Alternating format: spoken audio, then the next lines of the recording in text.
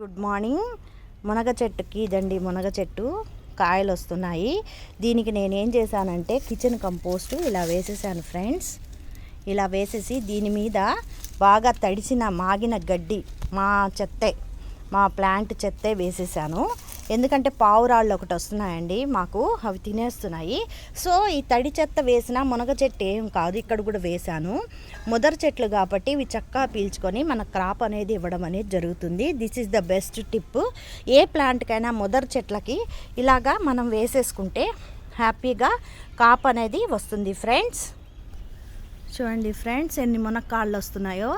So ప్రతి ముదర చెట్లకి మనం ఇలా చేసామనుకోండి మనకు మంచిగా క్రాప్ అనేది వస్తుంది. ఇంకా ఎండబెట్టడం అవన్నీ మనకు అక్కర్లేదు ఫ్రెండ్స్.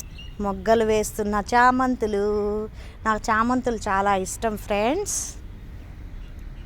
ఇక్కడ క్లీన్ చేసేసి చిక్కుడు విత్తనాలు, బెండ విత్తనాలు వేశాను ఫ్రెండ్స్.